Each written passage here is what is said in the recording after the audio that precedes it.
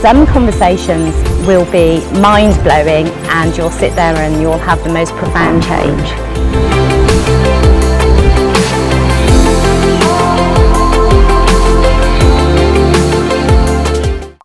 So, how are you? And thank you. Yeah, beautiful. How you been? Mixed. Mixed. I mean, the way that I'll give you a precursor. So the way that we're doing these conversations is we just kind of go straight in without all the formal stuff. They'll put a nice little clip and we'll cut the little bit out where we couldn't hear each other. Yeah. But I kind of like the humanness of that because this is real connection, right? It doesn't need to be polished. So how have I been has been an interesting journey in the past year for sure. Yeah, absolutely. I think the same as everybody else. We've had some real lows for sure. Yeah. And some of those lows are still with us. And then there's been glimmerings of highs and there are highs coming. And it's just how we navigate all of that, isn't it? Yeah, absolutely.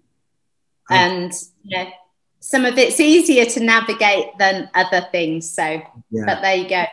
So for the sake of anyone that's listening that doesn't know you, and who knows how many people there will be, or people that start listening to this that don't know me but know you. Yeah. So I basically just want to say that 52 Conversations is really my way of feeding myself and feeding other people. So I class myself as really lucky to work.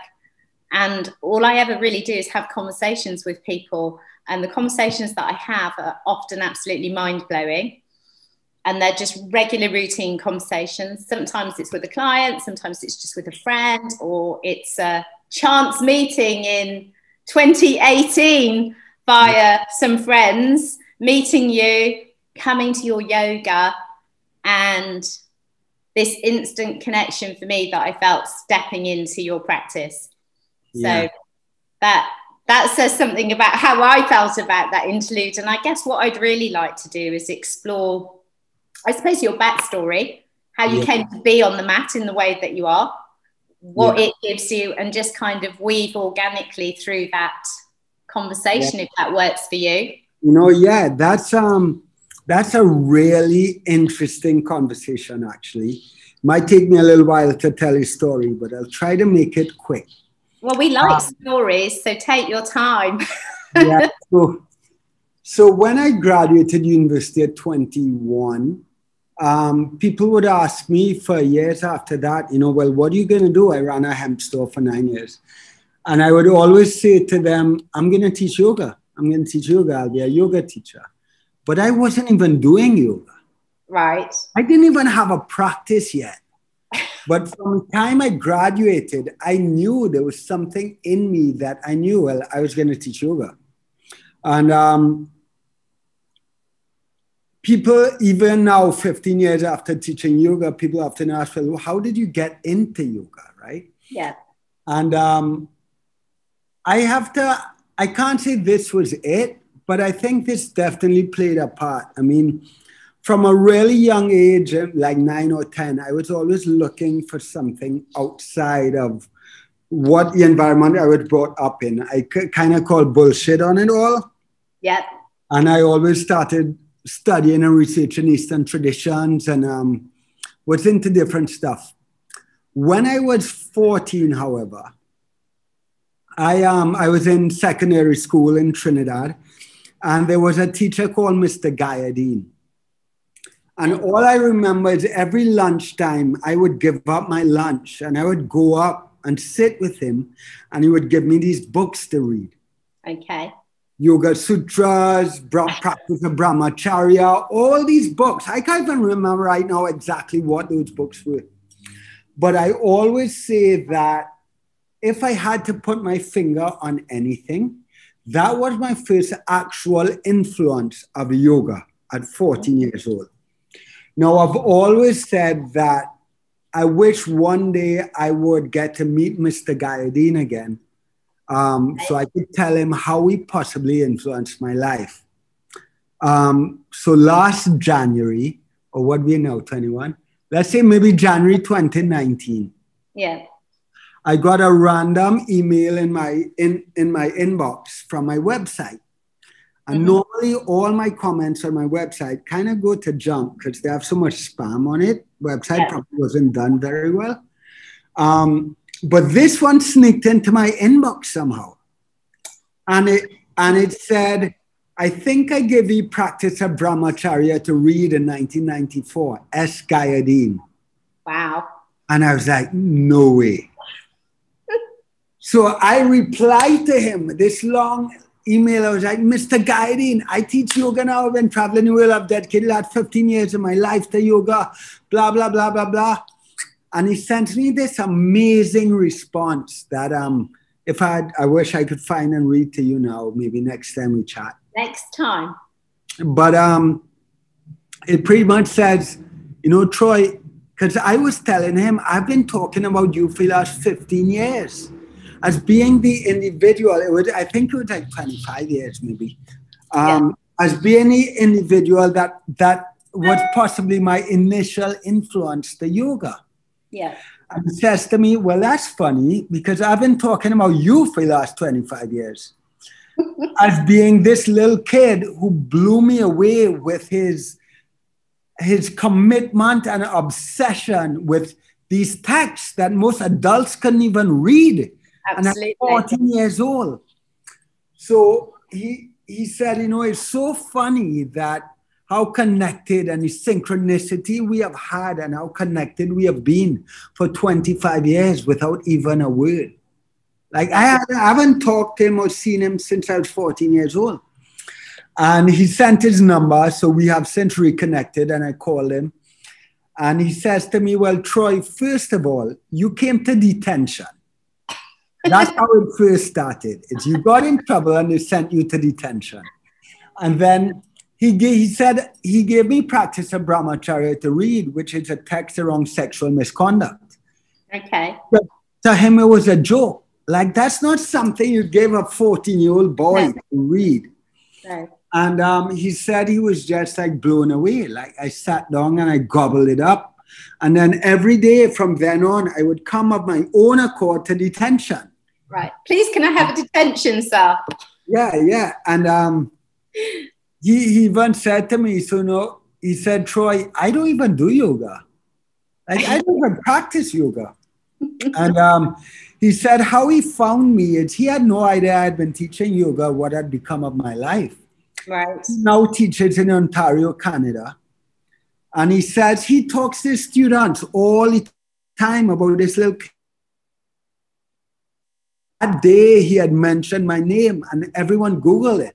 All right. And then up came this website with this international yoga teacher. And they were like, do you know that he now teaches yoga and travels the world? And Mr. Hadeed, who I now know is Sylvan, he said he almost fell off his chair. Because he was like, what? And it's just such an amazing story about our connectivity and our synchronicity. And in fact, that we change people's lives every day. And we're clueless as to how we've impacted someone's life, you know? Absolutely. I mean, that reconnection must have been amazing. It must have really kind of lit up something in you, for the recognition that he was still out there talking about you and you were talking about him. And then to reconnect, that's a beautiful story. I'm really intrigued as to why he had those texts if he doesn't even do yoga. Were they just hanging around in school? Well, I don't know. He was an English teacher, if I remember correctly. And I gather that he was also searching. Okay. Into philosophy and this kind of stuff. But he said to me, I'm not even Hindu. I don't even practice yoga. So I don't know. Isn't it interesting, though, the word you just used, that you think that maybe he was searching at that point, and there you were at 14, probably clearly starting to search for something. Yeah. And that got gifted to you through one detention and then a continuation of a journey. Man, it was amazing. And so I'm now finishing up my first book. I know, that's exciting. And I've started a second book. And the only reason I mention this is because, in this second book, I recall, and this actually happened. I recall a night where I was a big football player. I was like, football was my life. And I just come back from a coaching camp in Leicester, England at 14 years old as well. Wow. And I realized that I had no future as a professional footballer, right? Because the kids up there were like next level. Yeah. And I remember lying in my bed one night when I realized I was going to give up football. And I remember praying to God and saying, no, God, I give my life to you.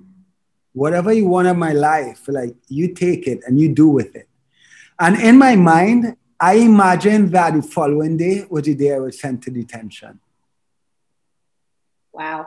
I don't know if that was actually the timeline of it. But that's the way you remember it. Yeah, that I imagine that it happened shortly after. That was God's way of saying, yeah, this is what I'm going to do with your life. So if 14 was the start, but then you went to university, I'm going to be nosy. What did you study at university? I actually studied business and Spanish. Okay. But what I wanted to study is the question. I wanted to study was writing and philosophy. Okay. And my dad, who was then paying for my education, said, he was a conventional businessman. Yeah. And he said, I'm paying for your education and you have to trust me. You're not studying writing and philosophy. You're going to do business. Yeah. And I was like, okay. So I have a degree in business and Spanish. And, now I'm finishing writing my first book, which is something I knew I would do at 18, 19 years old. And I look back, and when I was in university, there's no way I could have written the kind of book I just finished writing. Like, there's no way. No. I didn't have it in me. And I believe that guidance to study business in Spanish and every snowball that has created down my life to lead me to where I am now has given me everything I needed to be where I am, to be an amazing yoga teacher, and to hopefully very soon be an amazing and recognized author, I don't think there's a doubt in that, actually. I really don't. I mean, for people, like I say, that don't necessarily know you, they can go on various platforms and they can find you, and there is something very cathartic, not even just cathartic, because it's moving at times, it's the way that you speak. And I remember I have this thing, I go to yoga with lots of different teachers, and some teachers just talk and they just talk. And I'm like, oh, be quiet. Let's just practice, because you're not adding anything to this. And I just remember being in that one class with you and thinking, how does he know to say these things that actually relate to the conversations that I've been having with my clients that I've been working with? How does he know this? There must be something going on. He's listening. The universe is listening via Troy, which is obviously true.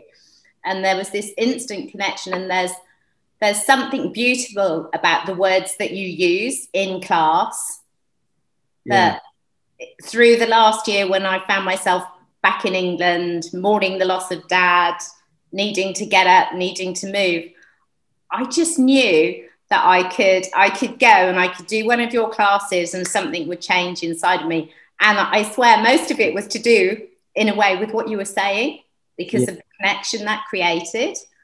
I'm sure that lots of people say that to you anyway. Yeah, it's Janice, it's funny, like sometimes very seldom do I walk into a room, very seldom, and know what I'm going to talk about. Yeah. Most of the time I walk into a room with a clean slate. And a lot of the time stuff comes up that I'm processing in my own life. And the reality is that we're all the same. We all process the same stuff. Yeah. And then there are other times where I just walk into a room blank. And then all of a sudden, it's like a pin drops. And I know and I start talking about something specific. And there have been times when I would leave the room and be like, where the hell did that come from? Yeah. And I'm not saying in any way like it's prophetic or whatever, but we all have these divine insights and we can all receive these downloads. But we need to get out of the way. We need to clear space for that to come through. And I think that once we're doing the work and once we're creating space in our lives to listen on many different levels, then these things come through and we become like a channel or we do God's work in the world. And we represent what the universe wants to say.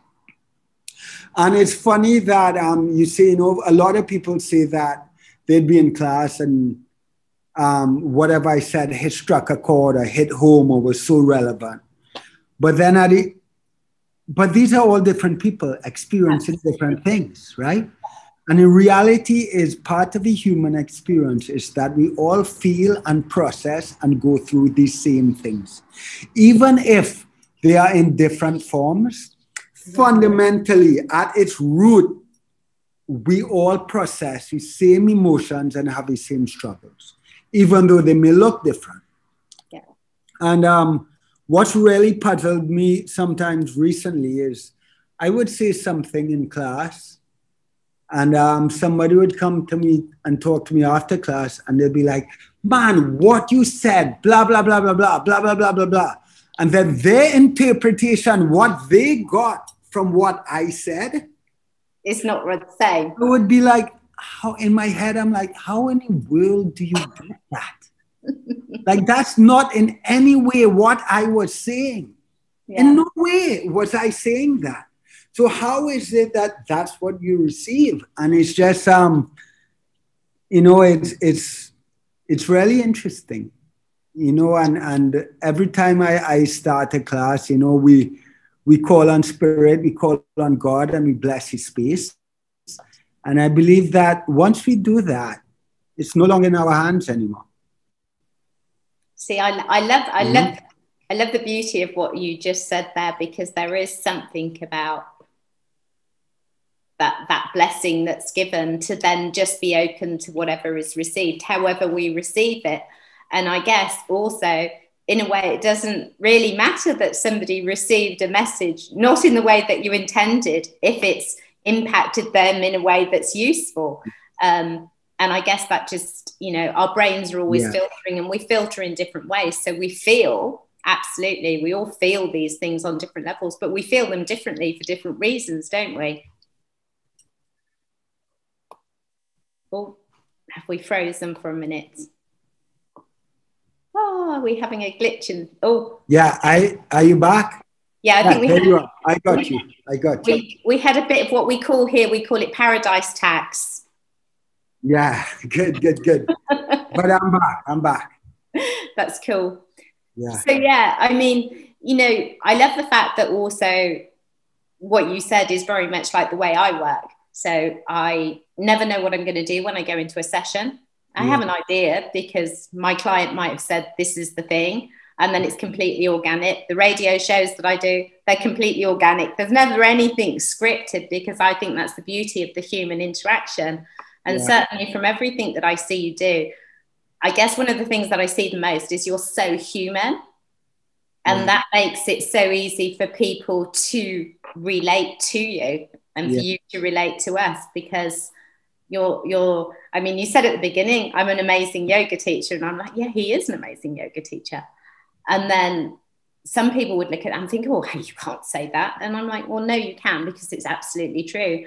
Yeah, I think above and beyond that, you've shown me in everything that I've seen you do, you're an amazing human being. There's something incredibly open and humble, vulnerable. I mean, some of the conversations that you share. Yeah. I mean, I don't know if you want to talk a little bit about how you've come to feel so comfortable in a way, talking about some of the vulnerability, especially in a world where, dare I still say it, some people are still expecting men not to talk in the way that you talk. Yeah. Well, here's what I think a big problem is, Janice, and a big problem is that we're still so attached to our identity, right? We say that we believe that we're part of something bigger and that there's life or existence after death. But we spend all our time trying to defend this, trying to defend our identity or our role or our career or how the world sees us, or as if we have something to prove.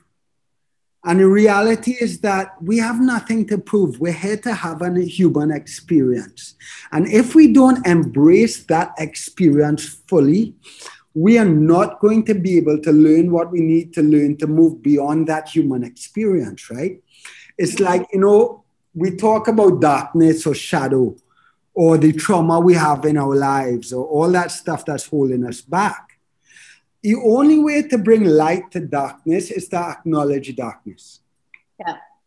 So if you're trying to prove to everyone else that you have it figured out and that you're all successful and perfect, well, then you're never gonna get better. You're just gonna keep putting up this front in which you pretend to be the perfect, enlightened human being. Yeah.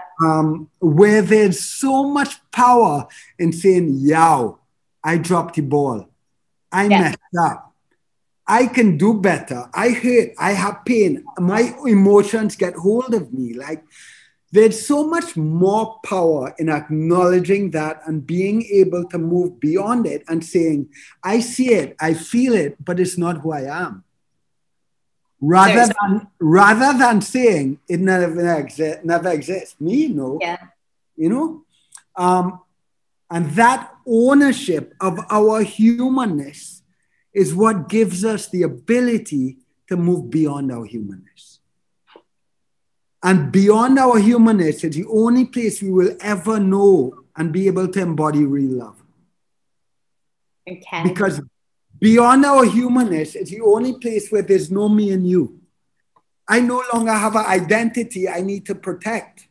Right. You understand? So I look at you and I see an extension of God. I see an extension of myself. And that's where we learn to love beyond our attachment to our identity. And I was recently, you know, I listened to this new app called Clubhouse. I don't know if you've on it yet. Yes. Yeah. And it's cool, but some of my conversations I tune into, I put up my hand because I want to speak. And I'm like, man, you guys are missing the point here. Because, and I was mumbling this to myself walking up the stairs just now, so maybe it's relevant. And I was saying, people need to realize that self-satisfaction is very different from self-realization. Okay. Like self-satisfaction is, how can I get my life in alignment? How can I manifest the life I want to live? How can I fulfill my greatness? That's self-satisfaction. Self-realization is, there is no I. How can I serve? That is self-realization. When we dissolve our attachment to our identity so that we can serve God in every form God takes, you know? So that's really interesting there that you just kind of did that quantifier in every version that God takes, because obviously people will listen to this and they'll think, oh, he's talking about God a lot, and lots of people have their opinions of God as an example. How do you in your work sort of work your way through all those interpretations so that people understand it that are listening? Because I get what you mean. I mean, many, many years ago, if you'd have talked to God about me, I would have gone, really? Yeah. And then I remember someone telling me about Neil Donald Walsh's book, Conversations with God. I was like, well, what do I want to read about that for? And then I read the book and I was like, oh yeah, okay, I get this now. Yeah. And that was the start of an opening in a different way. Because I know even here in Antigua, if I openly said I don't necessarily believe in the version of God that you do, that means that you have to go to this building every Sunday or every Saturday and do X, Y, Z. That doesn't mean I'm ungodly. It just means there's a different version of God to me. So how do you get around that in the way that you work? So I think when I say a few things, when I was really young, that's something I knew to be true from the very beginning. And that's why I call a lot of BS on what I was being told. Not BS, but it's like, man, y'all aren't understanding this. Y'all are repeating these words, but y'all aren't understanding this teaching. I was 10 years old and I knew that. And when I did my first yoga teacher training, I was actually told, do not talk about God in a room. Right. Okay. Don't talk about God. Like, don't do it. It'll offend people. Yeah. And I have been really fortunate and privileged to have a very close friend and teacher in my life called Sean Korn. Mm-hmm. And she's a great, amazing yoga teacher, incredible, powerful. And I resisted her for a long time for a few years, because I saw her like a celebrity pop yoga teacher. Yeah. And when I finally stepped into a class, was in Jamaica, and she talked about God, and I fell in love because she showed me how I could talk about God, how you can bring God into a room in such an inclusive way. And she definitely dialed me into that, because she started using, or at least that's where I got it from, the God of your own understanding. Yeah.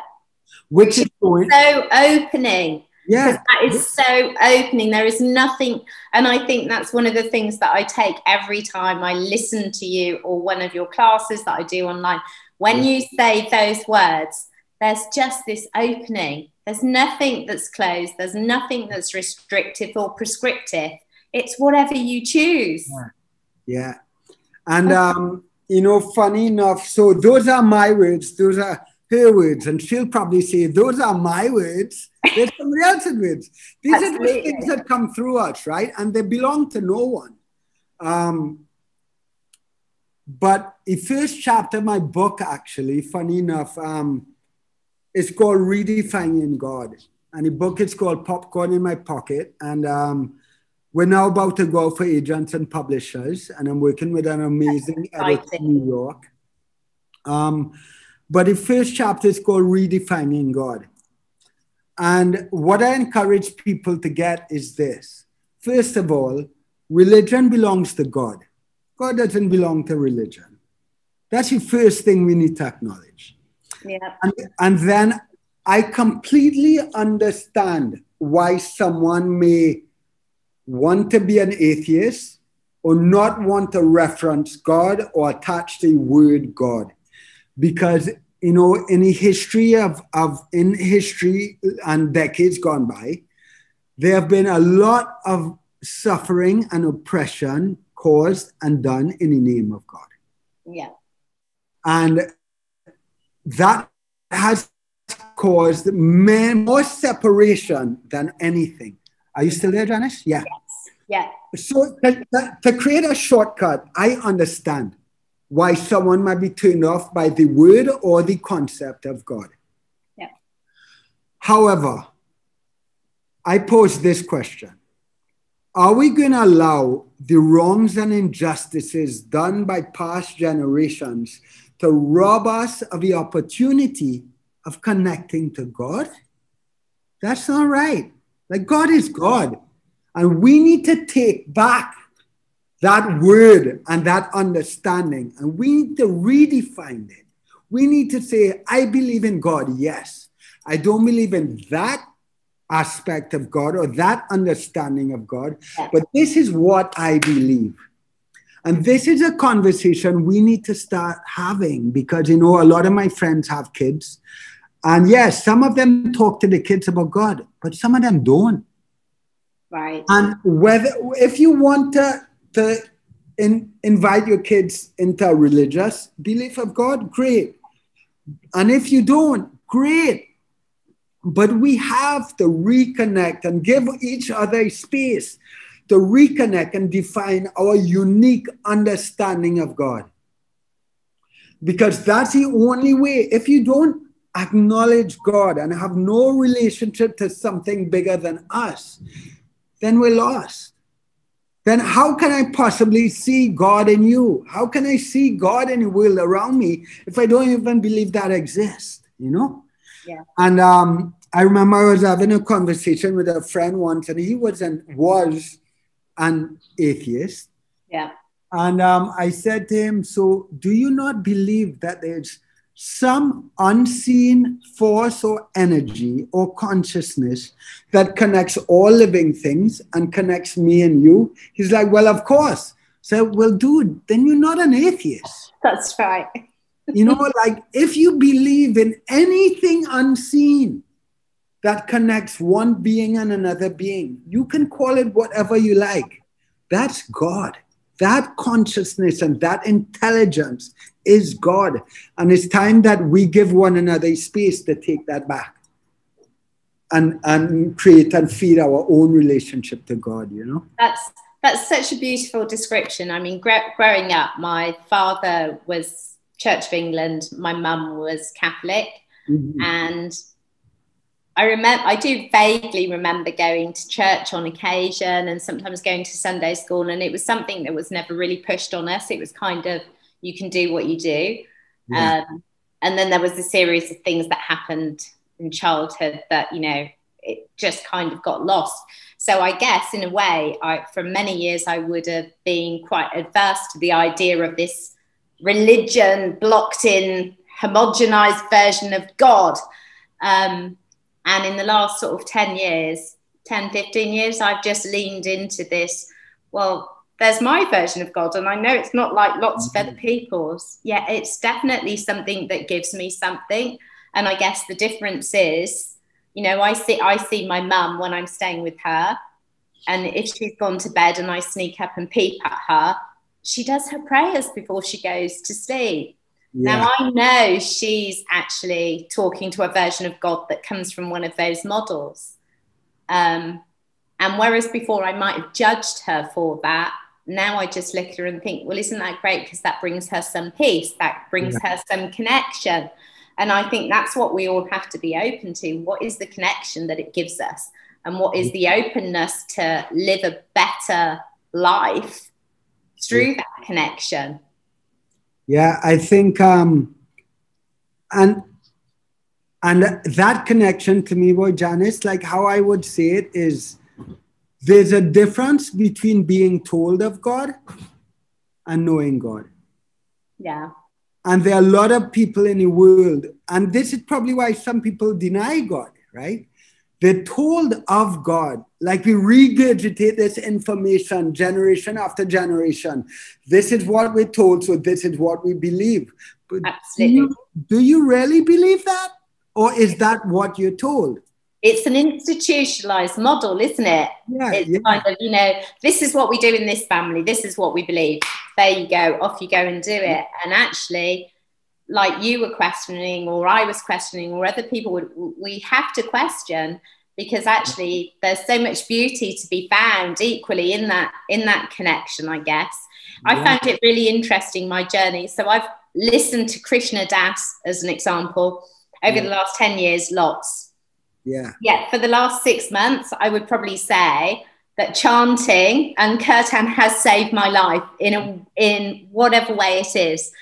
Some people have heard me talking about it and they're like, well, what are you doing? You're listening to this stuff all the time. And I said, yes, but when I'm in there, I just feel love and I just feel happiness. There's nothing else going on. And what is wrong with that? Yeah. Do you know what I mean? And it's how we find these connections without the fear of being judged for doing those things. Yeah.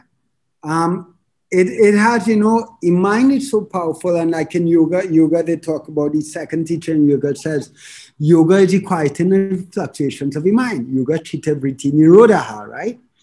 And like chanting as well, same thing. When we get our mind out of the way, that's our identity getting out of the way. Yeah. So once that's gone, then in that moment, we can feel and know God. We can feel it inside of us. And it's this clarity and this knowing. But so many people are stuck up here in the mind, overthinking all the time, you know? Yeah. And I think one of the things that certainly you do through the work that you do, whether it's your conversations, whether it's yoga on the mat, off the mat, whatever, it's this opening up of these closed minds and kind of dropping these little things in that then people get hungry because they say, well, hold on a minute, that thing that Troy said, well, that made me think, and then they're looking for more conversations. So, I mean, is that part of your reason why you've chosen to write a book and a second book, because you feel that you have stuff that you really want to share in a way that people can just pick it up and get something that connects in a different way, that opens something up and explains it, gives you understanding? Well, like I always tell people, what I say in the room, for me, it's not that I'm trying to teach anyone. These are my reflections. Yeah. How can I transcend God? Why transcend and be one with God? How can I transcend this body while in this body? This is my reflection. What does it mean to love? How can I live and embody the love of Christ? Like for real. Yeah. And so all my reflections personally revolve around that. Where am I not showing up from a place of love? I don't even really want to see where I'm showing up, because if I'm showing up, then great. Yeah. I want to see where I'm not showing up so I can do better, right? Yeah. So this is where a lot of my reflections when I come into class and drop these bombs. These are internal bombs that I'm just sharing that I know are going to explode for everyone else as well, right? Yeah. But the reason I wanted to write this book, Janice, and that's exactly why the book is called Popcorn in My Pocket. Yeah. These are revelations and insights that are in my pocket, not something I went to take from someone else. And I want the reader to use my reflections to find me popcorn in their own pocket. I don't want you just taking my popcorn. Because it's yours. You can share it, but I want you to find your own as well. Like, take my reflections and see how they apply to your life, not how they don't. Yeah. And I think that's a big problem in the world of spirituality and spiritual realization, is that we're talking about all these things. We're saying the right things. We're putting on mala beads. We're going to yoga class. We're going to Vipassana retreats. Yeah. We're doing all these things. We're becoming vegans. We talk about love, compassion, all this stuff. But then what? Are we embodying it?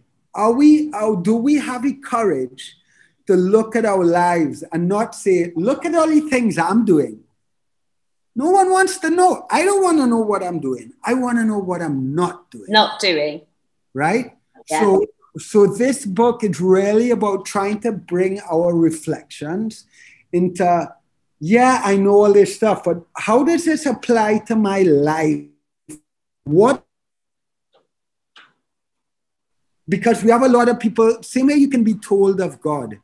You can be told of the spiritual path, and you hear people talking about all this work.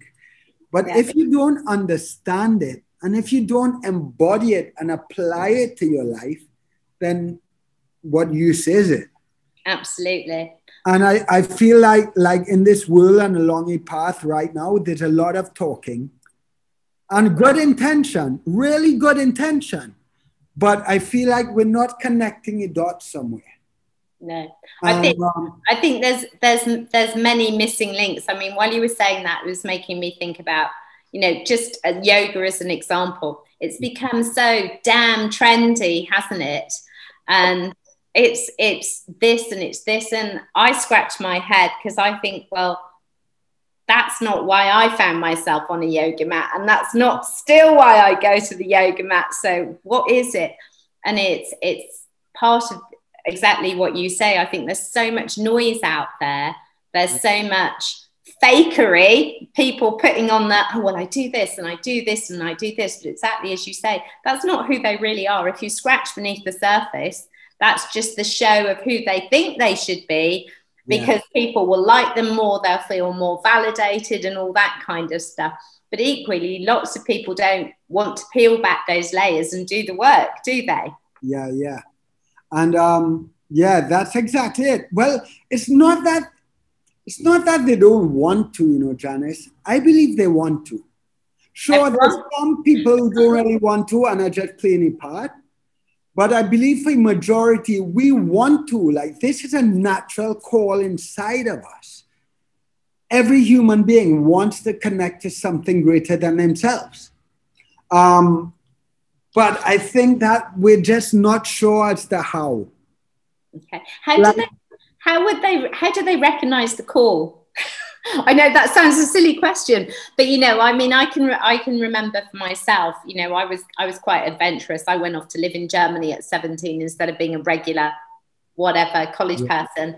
And then eventually I got married and then stopped being married at 37, and all this wanderlust that's always been there has come back.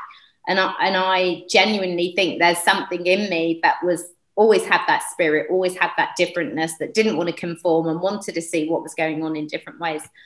But I think a lot of people, they just don't know that there's that something else there. So how can they unravel that? Well, you know, I think, boy, Janice, it's a process. And and we also have to remember that, you know, we say we're not our physical bodies. We say there's life after this, right? And we also have to acknowledge that we're not supposed to attain enlightenment and figure this out in one lifetime. But that's our perspective, is one lifetime. We only see things in this lifetime, right? Yeah. So I think sometimes we have to cut ourselves a little bit of slack sometimes as well, and acknowledge that, you know, we're here to learn and grow. And I believe at some point, you know, in my book, I talk about voices of a mind and voices of a heart. And the voices of a mind are ego-driven. And we have to navigate not only our own voices of our mind, but everyone else's voices of their mind as well. Yeah. Because you have an impression of me, what I should look like, what I should do, what I should sound like, what my identity is. And that's all. If you project that on me, or if I ask your opinion, you're going to project that on me. Yeah. So I have to navigate your own voices towards me. And I have to navigate my own voices that are concerned with what you think, or how I show up in the world, or what my identity is, and all this stuff. Yeah. And I believe if we could quiet all of these voices, there's a voice that lands in the heart, and the heart is a receptor to God's resonance, right? Mm-hmm. And there's a knowing that, you know, if you can quiet those voices in a moment, you'll be guided and you know exactly where you need to go and exactly what you need to do. And you'll have this moment where you realize, wow, this is not who I am. Like, why am I so concerned about all these surface things? Because these don't matter. And I believe for all of us, that insight, that realization comes at different points. For some of us, unfortunately, it might come when we're taking our last breath. Yeah. But I hope that through conversations like this, that we can all begin to have these realizations and these moments of insight before that time comes. Absolutely. And it's not being afraid of it, isn't it? I mean, someone last year sometime, a friend of mine who does the same kind of work as I, and we've known each other on and off for years, but we've never really talked. And he reached out to help me when my dad died, and he was great. And he didn't really know my history, and I ended up telling him my story. And he was like, wow, you're really courageous. And it was really interesting because I thought, gosh, I don't think anyone's ever told me I'm courageous. They've told me I'm stupid and I'm like some middle-aged woman hippie running off to the Caribbean and doing these things and just living this life. Yet that shift of someone actually saying, you're courageous, Janice, has probably given me a massive boost of courage to navigate the last year. So I think it's really interesting because we can take the interpretations and the views of other people and the way they look at us and expect us to be, and they can be not good for us. And then we can seek to find the gems that make you go, oh my God, yes, I'm going to call myself courageous today. Do you know what I mean? Yeah, what I would say to that is, like, whoever said that, they didn't think about saying it. That came from her. Yeah. That came from the voice of the heart. And I think that's what connects all of us, right? I don't know if you've ever noticed that sometimes there's certain things in your life that are out of alignment and that have to change. Yeah. And life begins to get really stagnant and stuck. But the second you change this one thing and put it into alignment, everything else realigns. Have you ever noticed that? Yeah, absolutely. Because I think that the voice of your heart and the voice of my heart is the same voice. It just guides us to do different things, right? This is the voice of God. This is the resonance of God. And he may guide us down different paths so that we can learn and grow in different ways. But once each one of us begins to listen to that voice, it puts everything else around us into alignment with that voice as well. Much like your friend telling you what might seem insignificant, created a shift within you. Absolutely. Absolutely. Yeah. I think, we can be so tough on ourselves. And if we've ever had a year, because for most of it's almost a year now, to actually be so kind to ourselves and so loving to ourselves in the face of everything that's been coming our way. Would you agree with that? Yeah, 100%. I think gratitude is essential. And I think that as long as there's judgment, there can't be gratitude. Because, just to be clear now, I could judge something as good or bad. So what I'm referring to is when we judge something as bad, what we're saying is we wish it never existed and nothing good came of it. And we're not grateful for any of it. And I would like to believe that no matter what we experience as human beings, and I want to say here that I have a very privileged, blessed life.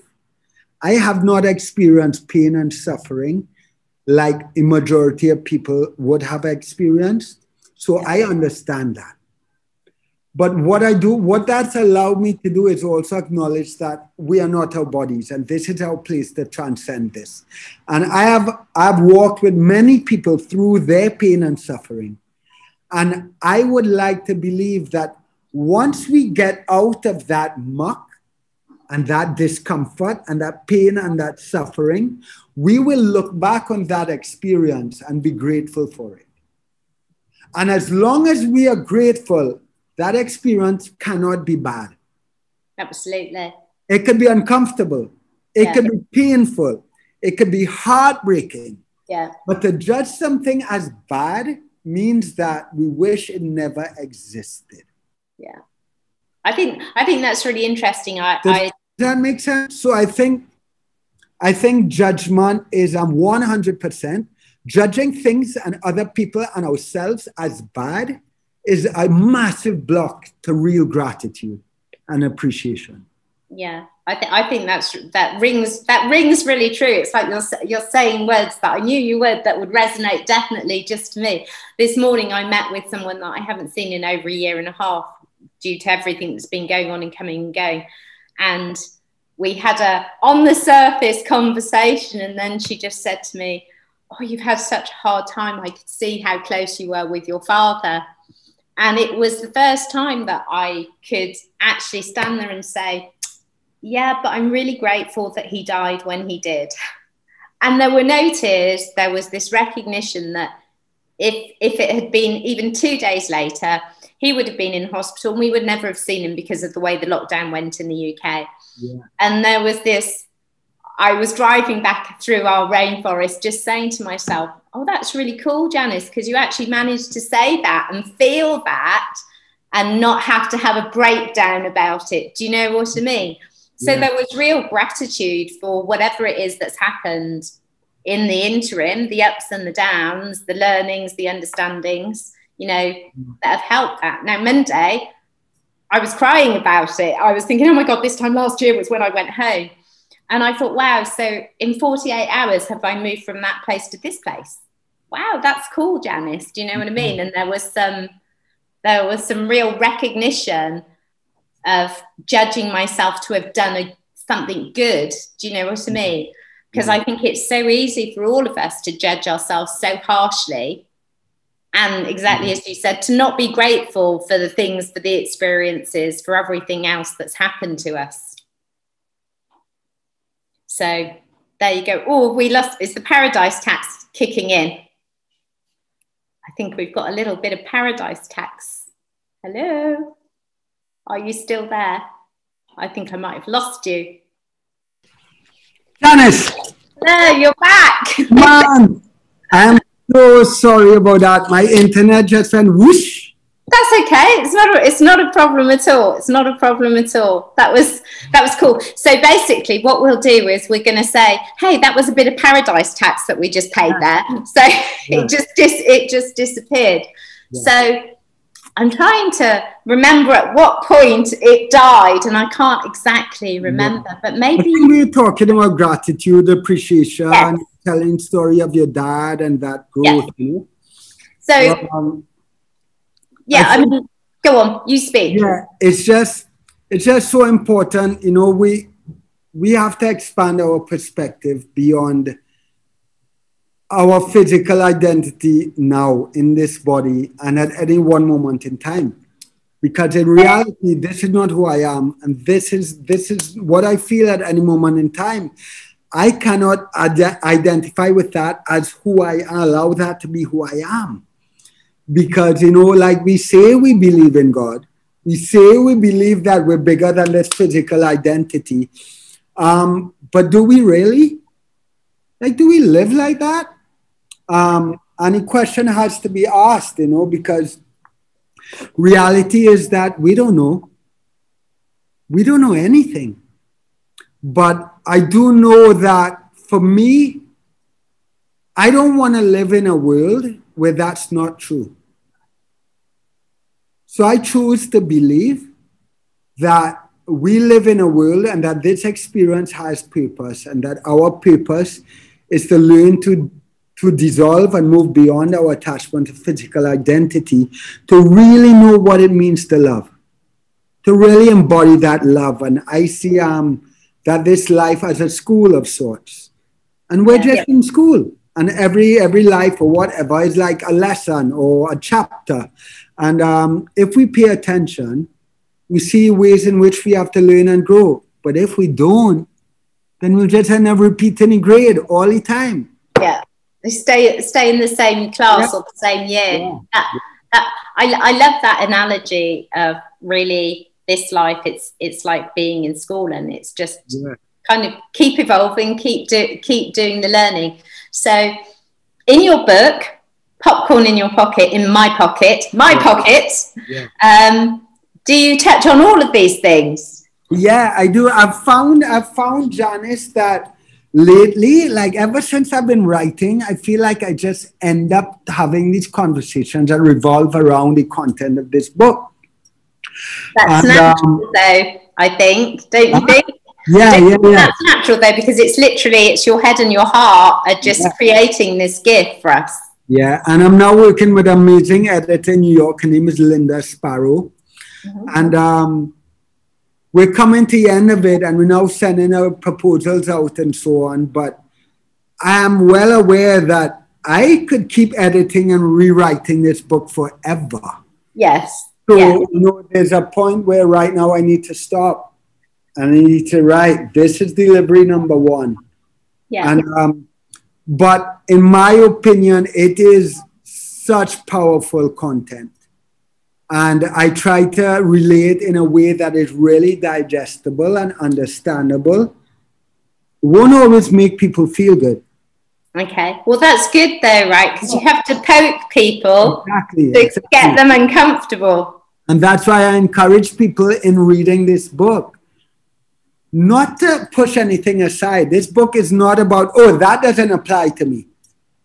Everything in this book applies to you. Okay. You have to look at, how does this apply to my life? Yeah. You know? Mm-hmm. Yeah. I love that. So are you able to give us a rough date when you think that might be out? When should they start looking? I really don't know, because I'm new to all this, Janice. You know, from my understanding, I don't really want to self-publish. So we are now, next month, we're going out to agents and publishers. Cool. Who knows? Through this podcast, you might even find me an agent or publisher. That would be good. Should we start sending it out to different people? Yeah, but I don't see it coming out before 2022 sometime. Well, that's fine, because that just means in the between times, people just have to tune in to you wherever you are. So, I mean, at the underneath this YouTube link and podcast, we'll put all the links. But, you know, people, if they want to come and visit you, I've got to ask this question. Are you still going to do your teacher training in Tobago? Yeah. Teacher training in October is still on. That's October 2021. We had it scheduled for 2020 and we had to push it. But 2021 is on. We are still getting lots of registrations from Europe and internationally, and our borders are still closed. However, I do believe they're going to open soon. Yeah. And I am not interested in hosting an online teacher training, just because I don't buy it. I don't buy that the same information or experience can be well, you don't have the same energy interconnection. We had this conversation, didn't we? And I think it's true. Yeah. It's true. Teacher training is on in October. I think the name's on that list, and if it's not, it needs to be on that list. Yeah. They can find that info on my website at troyhadeed.com. And they can also find me online and join live classes or practice with me at BeyondYogaTv.com. Which is amazing. Yeah. It's on the t-shirt. And I highly recommend that. There's a real depth of different teachers, different learnings, different understandings. It's lovely. So I'd highly recommend that. So if we were going to try to round this conversation up, which is difficult because I feel we could just keep going on. So that means we just have to have another conversation and another conversation. Anytime. I'm all game.